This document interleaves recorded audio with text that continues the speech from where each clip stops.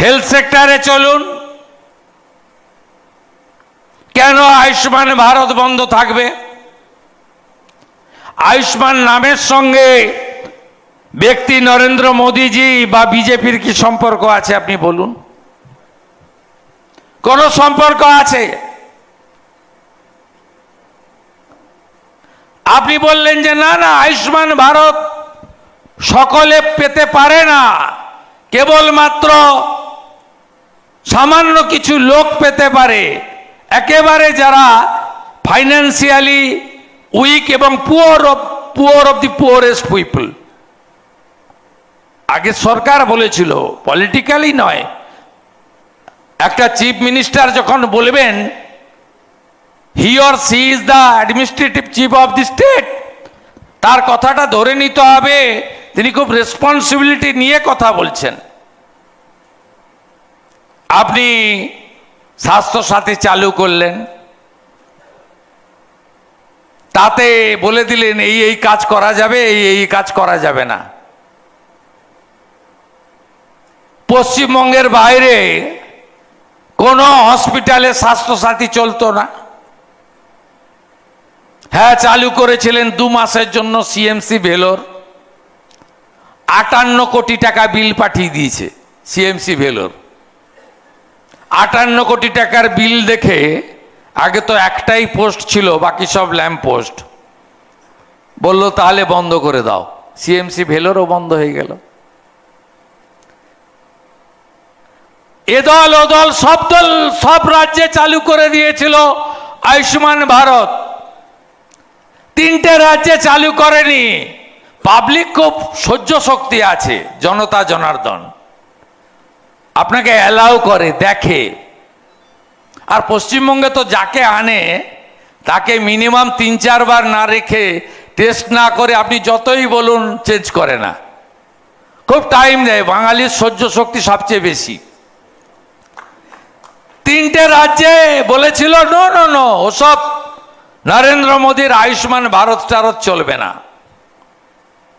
কারা? ফার্স্ট হচ্ছে দিল্লি। 2024-এর লোকসভা ভোটের আগে 2023 নভেম্বর মাসে ভোট হয়েছিল দিল্লিতে। পিপল রিজেক্টেড, বলে আয়ুষ্মান ভারত চালু করনি, তোমাকেই পাল্টে দিলাম। সেকেন্ড স্টেটের নাম হচ্ছে উড়িষ্যা। 2024-এ লোকসভা নির্বাচনের সঙ্গে উড়িষ্যা এবং অন্ধ্রে ভোট হয়েছিল। প্রভু জগন্নাথ দেবের মাটি, উৎকলের মাটি। উড়িষ্যাও নবীন বাবুকে বলল তুমি আয়ুষ্মান ভারত চালু করনি, তাই তোমাকেও বদলে দিলাম। ভারতবর্ষে একটা রাজ্য বাকি ছিল পশ্চিমবঙ্গ, সেটাও আপনারা পাল্টে দিয়েছেন। 2026-এর 4 মে ফল পেয়েছে। ডেভেলপমেন্টে পলিটিক্স, ডেভেলপমেন্টে সেন্ট্রাল স্টেট রিলেশন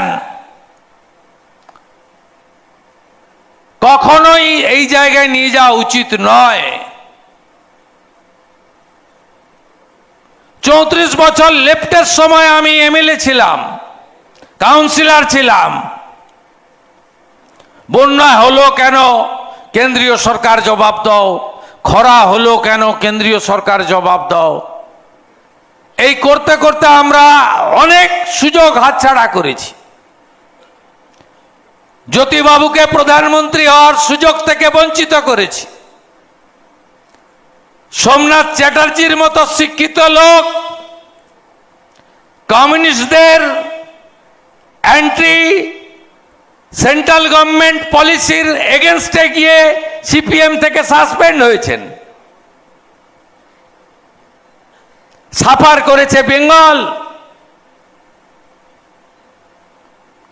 আর 15 বছর, প্রথম 1 বছর সেন্ট্রাল গভর্নমেন্টের সঙ্গে ছিল 2012। আমি ছিলাম তো ওদের ভিতরে। কেন বেরিয়ে এলো সরকার থেকে জানেন? অনলি রিজন দীনেশ ত্রিবেদী, যিনি এখন অ্যাম্বাসেডর বাংলাদেশের, ভারতের রাজদূত, তিনি ভারতবর্ষের রেলের জন্য অনেকগুলো ঘোষণা করেছিলেন,